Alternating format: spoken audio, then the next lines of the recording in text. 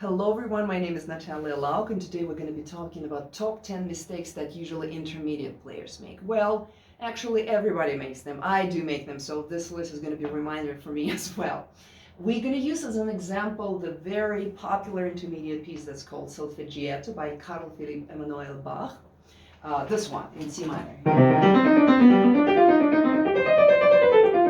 Such a wonderful, such a fiery piece, so everybody wants to play it.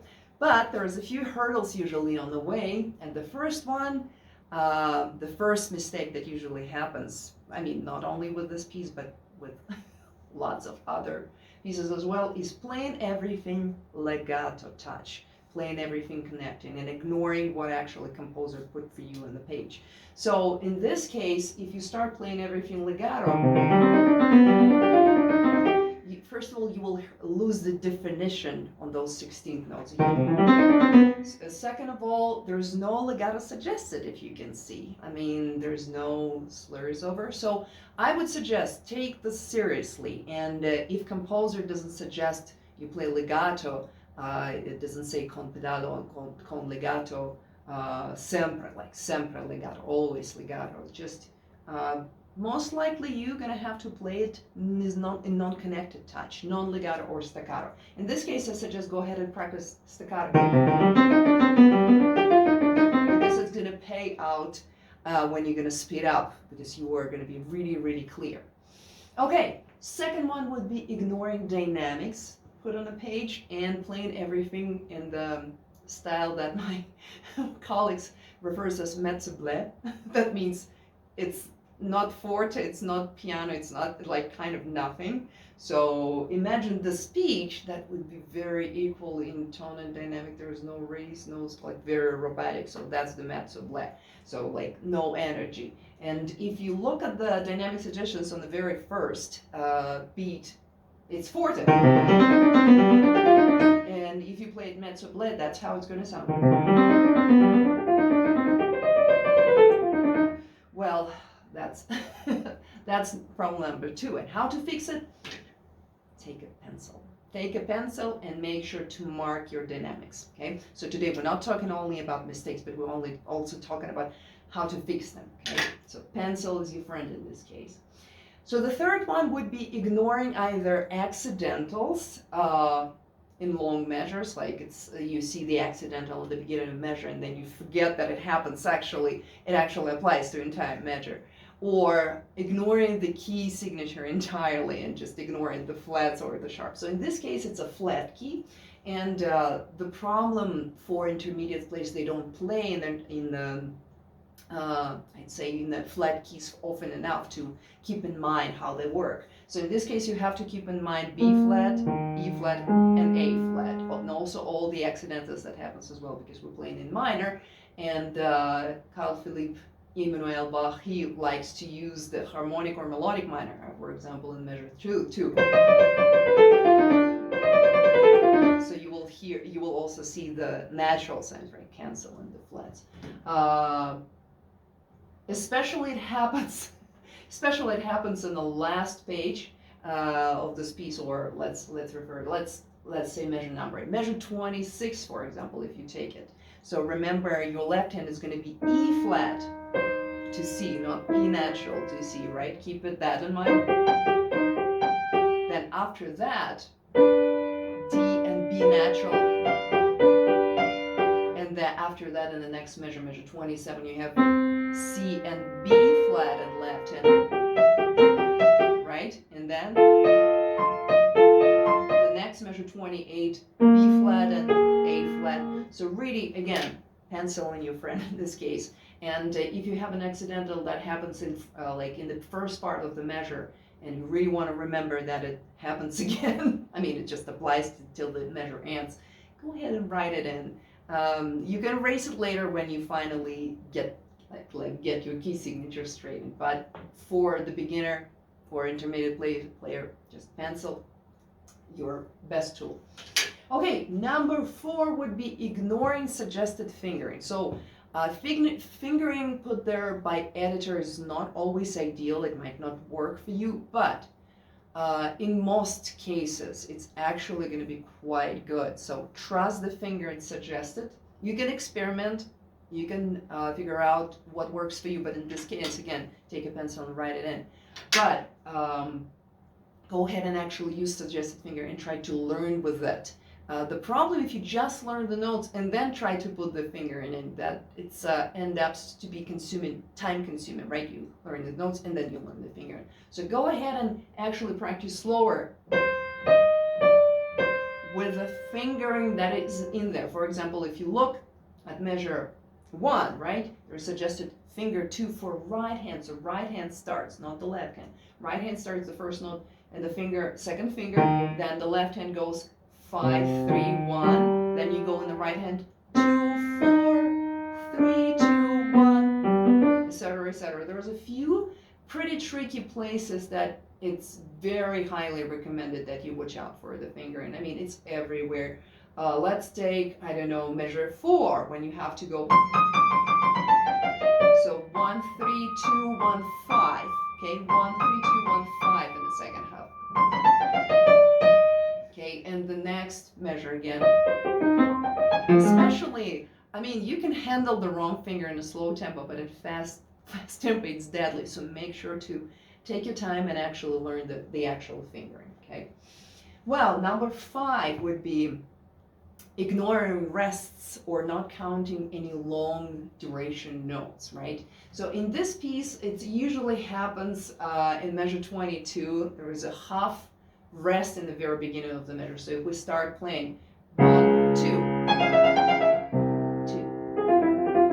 What I usually hear is this, because it visually looks like it's supposed to start early. So don't trust the distance between the notes. Trust actually what you see is in the duration of the notes. So if you have 4 beats, you have to, there's a way to deal with that. So how do you feel the long note, or how do you feel the rest? Because rest in our mind is kind of nothing, right? So it's like a pause in a speech, right? And how long you're supposed to hold this pause. In this case, for example, it's a measure 22. It's going to be 1, 2, right? How do you feel 2 beats? You're going to feel in the subdivision, which is going to be 16th notes. Well, you can literally say Mississippi. So in this case, it's going to be 2 Mississippi. Mississippi, Mississippi. Mississippi, Mississippi. Well, you can use anything, as I said in the previous videos. It's going to be everything, the 4 syllables is going to work. My hometown, Pocatello, my town that I live in, Pocatello, two Pocatellos, or 2 crocodiles, or 2 alligators, anything that's 4 syllables is going to work in this case. Da, da, da, da, da, da, da. Or even 1, 2, 3, 4, 1, 2, 3, 4. But it's a kind of mouthful to say, okay? So I feel like the subdivision should help you to keep the beat. What else? Well, number 6 is a sacrilegious sin, applying pedal everywhere. So once the intermediate player learns how to use pedal, what usually happens, because it's such a complex coordination between brain, feet, ears, and your leg as well. So what usually happens that everything sounds horrible. So what happens? All the harmonies kind of mushing together. It sounds really muddy. So in this case, make sure that less is going to be more. So if it's not suggesting, actually, it says paddle, and here's the release, and usually the release of the paddle is marking. If it doesn't say that, then don't apply paddle. Just don't assume there's existence. So use it less. So otherwise, as one of my other colleagues says, it's going to be like a ketchup for the meat. So you're not going to actually taste anything. You're just going to taste ketchup, right? There's no music behind that. So make sure to use pedal very judiciously, okay? Well, number 7 is not maintaining the same speed throughout the entire piece. That's actually pretty easy to fix. Use the metronome, okay? And that would allow you not to speed up when you feel more comfortable, because what usually happens when you learn one piece that feels actually good and not that complicated, it goes faster. And when you approach the place that it's still hard, everybody usually slows down. So make sure to keep it keep your tempo cannot be faster than your tempo in the hardest place, okay? So, for example, there is a measure 5 when you have pretty some tricky jumps, right? And actually, for referring to the previous one, to the pedal, if you look at under the measure 5, it says pedal optional, so I would actually avoid the pedal. Because in this case, you can enjoy the clarity of every note. Anyway, so when you using the metronome for like this, like 80 for quarter note,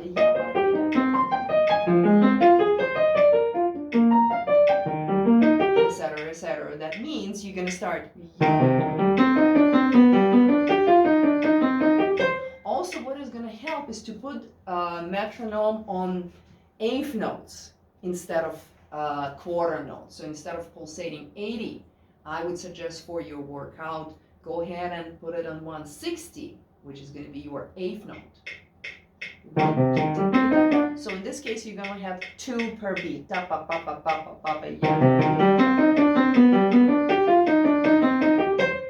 So do not ignore work with metronome. It helps to keep everything in check.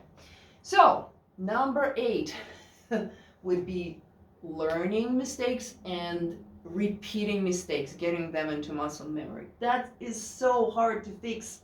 So rule number 1, in order for you to get the right muscle memory right, the repeating number of the correct repetition is supposed to be overwhelmingly more than the wrong ones. If you repeat 10 times wrong and 1 time right, guess what your brain is going to remember? Well, of course, the wrong one. And it's going to be super hard to fix. So make sure if you make mistakes, fix them as soon as possible, that your ear is going to be helping you. And in this case, probably what's going to be helpful, sometimes with those wonderful collections of the music like piano repertoire by Faber and Faber or Royal Conservatory, there are CDs coming. So listen to those CDs or find it. Well, YouTube performance is not always reliable, but the best, of course, are. So listen to those. They help you to control and maybe catch some mistakes that you are making. And also always return to work with a score even if you memorize the piece, because memorization does not guarantee that you didn't memorize something wrong or you forgot about something that you should remember, like dynamic or accidental or something else. So always go back to always take the pencil and go back to the music. Okay, so listen to someone who would perform it well, and second of all, return to the working with the score. Well, number 9 is phrasing, right? So short and choppy phrases. So for example, in this piece, what you should avoid is phrasing in quarter notes like this. 1, 2. Well, for a while you can work with accenting, like accenting not random, but accenting instead of the first one, accenting the second one in the group of 4. That's actually supposed to help you with evenness of the sound. But anyway, when you're working on phrasing, in this case, your first phrase is at least 2 bar long, right? That's the first part. Right? And actually, if you look at the construction, then you have this continuum. So what you should imply that every time that the line goes up, that should be crescendo. It's not always true, but in 90% of time, every time your pitch goes up, you're also crescendoing, because otherwise, what usually happens if dynamic is ignored? So I usually hear this from the student.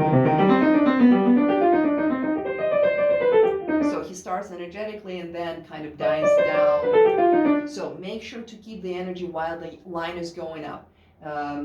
So all those, sometimes you will see the so-called phrasal slurs when it's showing you where the phrasing ends. So another mistake with the phrasing is to sit or accent the end of the phrase, for like this, for example. And what else would be?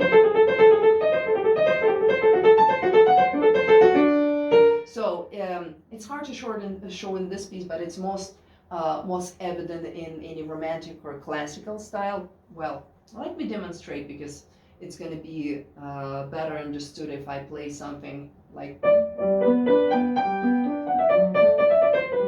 What I hear sometimes is the phrasing is not perceived correctly, is this. The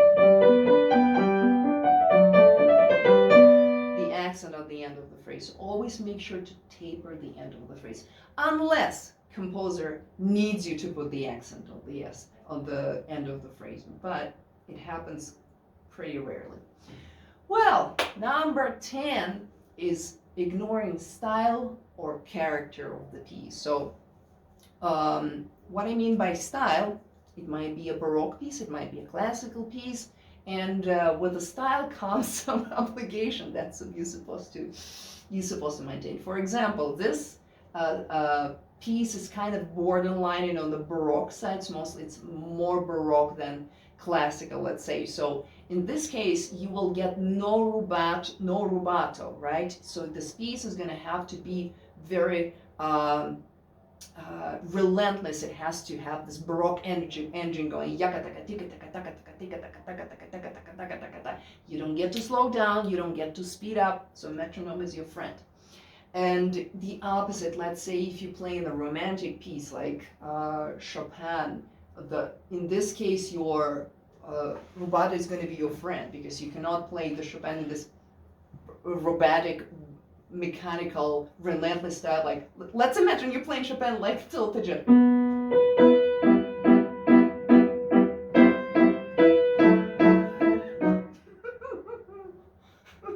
Sorry. This is so ridiculous. Anyway, so pay attention to the tempo markings and pay attention to the style that you're supposed to play in. So in this case, it's going to be 1, 2 and 3 and 4 and 2. Do you see the difference, right, in the different styles? Because timing is everything. If in solfeggio you cannot rest, here you have to make the time flexible, but it's not going to be flexible by whatever flexible. It cannot be shapeless. So you have to shape phrases by shaping the timeline as well, shaping the beat. Well, I hope that covers main mistakes that I usually encounter when I teach my students. So hopefully that video is going to be helpful, and I'll looking forward to hear you playing some of those pieces. Goodbye.